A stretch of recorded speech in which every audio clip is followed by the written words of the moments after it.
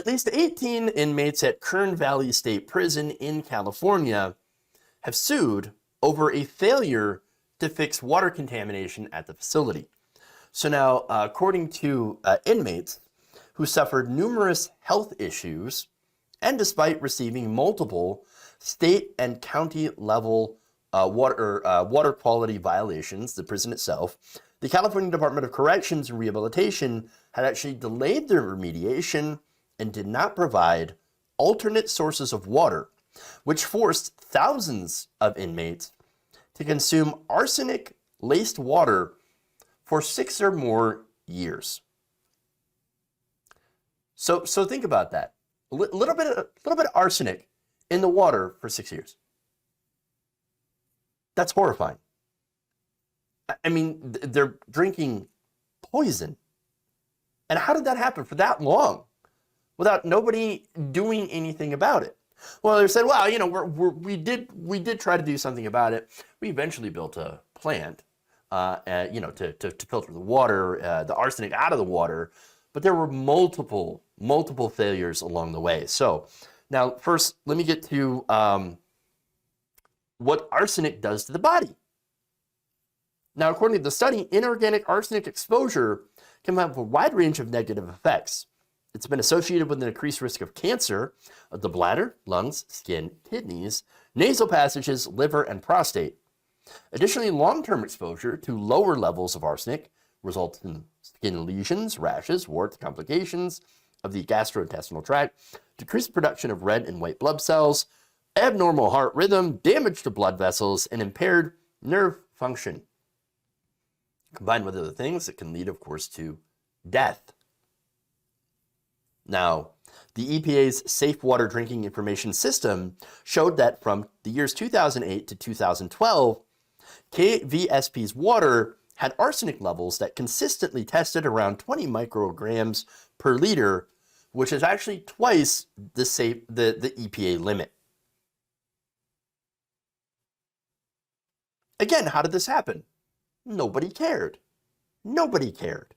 So now, the result of this is that you had prisoners, of course, that regularly would break out with skin lesions.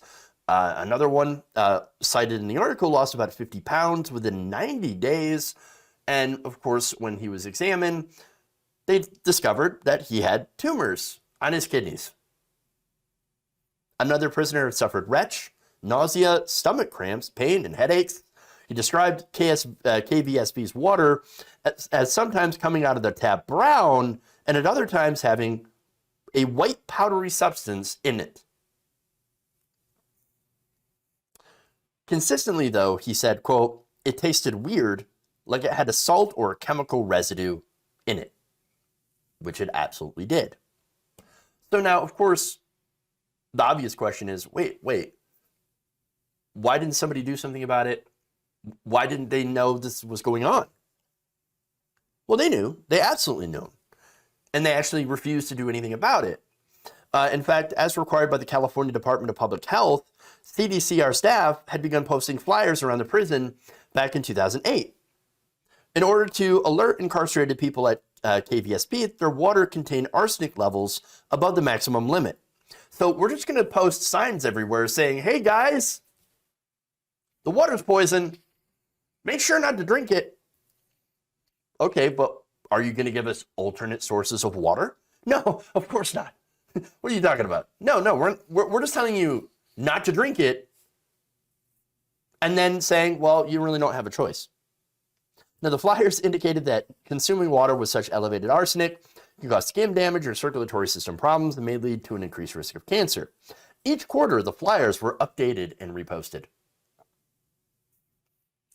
And everybody knew about it, and everybody knew even before the prison was activated. Even prior to the activation of Kern Valley State Prison in 2005, it was identified by the California Department of Corrections and Rehabilitation the water supplied by wells at KVSP would need additional treatment in order to meet the new federal and state drinking water quality standards related to arsenic levels. They didn't do so. Instead, they activated the prison, shoved people in there, and then said, well, we'll eventually get to it. Now, the government had given the CDCR $2.5 million back in 2006 in order to build the plant. But construction did not begin as promised. Instead of transferring its population until it had a functional water treatment system, the CDCR continued to hold between 3,000 and 5,000 prisoners at KVSP, well above the design capacity of 2,448 since its opening in 2005. There's 2,448 people. So that, I mean, not only was it packed, jam-packed, full of people, but also had poisoned water. Now, in the subsequent years, the department did build an arsenic removal water system project designed to meet the current and future needs of the prison. However, it only began construction in 2010 after numerous delays and was finally operational in March of 2012. They knew this was a problem since 2005, and they even were allocated money from the California government in order to build this. And yet, it didn't get built for another 7 years, while prisoners were knowingly drinking, because they kept posting it, poisoned water. That's disgusting. Disgusting. Now, it's not over yet. It still gets worse. Even after it was built in 2012, the prison continued to receive violations and compliance orders from the State Water Resources Control Board concerning the treatment facilities. Trisha Wathan, chief of the Central California section of the State Water Resources Control Board, oversaw most of the violations and compliance orders sent to KVSP. She had also signed the 2013 citation for failing to collect water samples and to submit them for arsenic testing, which she said is an extremely rare type of violation. And from May to July of 2013, when the arsenic water system was supposed to be in operation, there were no water samples to figure out if it was actually working that were collected nor sent to laboratories. Why? Because, again, they didn't care. Human cruelty as always. Well, it's just prisoners. Who cares if they drink the poison? And if you think that's hyperbole, no. One prisoner interview, his name was John Williams, told Truth Out in this report, quote, "Prison staff didn't care because they didn't have to drink it. They didn't have to drink it at all." In fact, all 4 incarcerated people interviewed said that KVSP correctional officers and staff exclusively drank bottled water. I mean, of course that's not a surprise. They knew the water was poisoned. They got the bottled water. The prisoners didn't get no bottled water.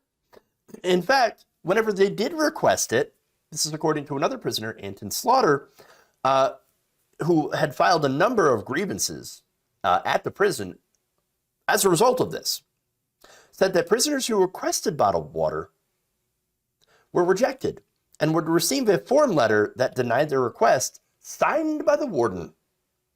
Drinking it, he said, tasted horrible. All the prisoners felt the same way. We would only take baby sips of the water. We wouldn't drink a lot of water. And of course, why would you, right?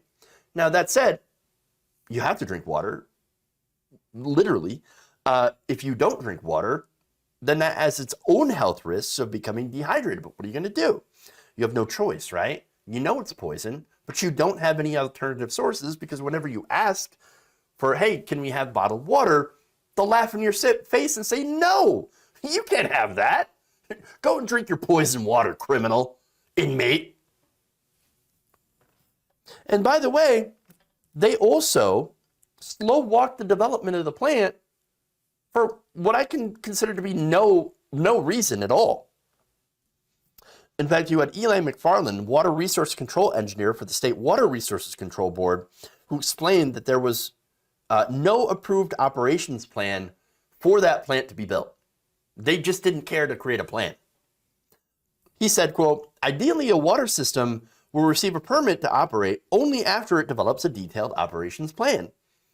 McFarland explained that KVSP was likely allowed to open the arsenic treatment plant without adhering to the standard process because of the immediate need faced by a dependent population with no alternate water source. as is sometimes the case with schools or nursing homes.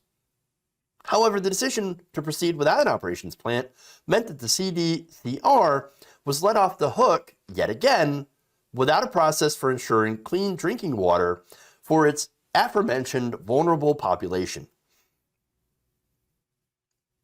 So they didn't do anything by the book. Multiple failures, multiple violations, and of course, nobody gives a goddamn because they're prisoners. They're just prisoners. Who cares? In fact, here's the statement from the prison. CDCR Information Officer Joe Orlando told Truth Out, quote, CDC had complied with all requirements placed upon it by both the federal EPA and the State Department of Public Health in the interim until the arsenic plant was completed and compliance with state and federal standards was achieved. KVSB tests and monitors the water regularly to ensure it's safe to use and consume. Hey, we followed the federal EPA standards was just to post up a sign that says, hey, you're drinking poison water. What? We followed that rule. We didn't give them alternative water sources like bottled water. No, of course. Why would we do that? That water's ours. We get the clean drinking water. They get signs telling them exactly what they're drinking. Disgusting, right? There's more. They also contradicted themselves when it came to the water quality violations that were discussed. Orlando of the CDCR said this, quote, since the beginning of operations, there have been no violations. It's because you didn't send anything in. You didn't even send any water samples to get tested after the plant was built. Oh, yeah, I mean, yes, we've had no violations. Well, gee, I wonder why. Yeah, of course you have no violations when you don't actually get the water tested. No, you're covering your ass. This is, again, super disgusting. It once again shows that they don't give a damn about their prisoners. To them, that they're no longer human beings, and they could die from poison for all we care. No, yes, I'm sorry. But here's the thing. I think that if you committed a crime, that doesn't mean you give up your basic human rights. You know, to clean water. We're supposed to rehabilitate people. That was the whole point of our criminal justice system. Supposed to be, we rehabilitate people to become functional members of society. And by the way, if you poison people, that's torture. That's inhumane, treatment. Our system, I understand that our system now, we know it's all about punishment. We all know that, of course, hey, if you commit a crime, we are going to throw you. And by the way, the majority of people that are stuck in our carceral system, you want to guess what color their skin is? Yeah. So, especially, in some of these bigger prisons, like in California, you have a majority African-American population in which they don't give a damn about and do not treat them like human beings. And the thought is, hey, you committed a crime, now you must drink literal poison. You earned it. No, I don't agree with that. I don't agree with that. That's not what a civilized society does, but I guess we're not a civilized society, are we? No. No, if anything, the guards that withheld drinkable water and the warden, they're the real criminals here. To let this go on for so long, knowing, absolutely knowing, and not caring that they are literally killing people or setting them up for health. By the way, setting them up for health problems when they eventually get out of prison.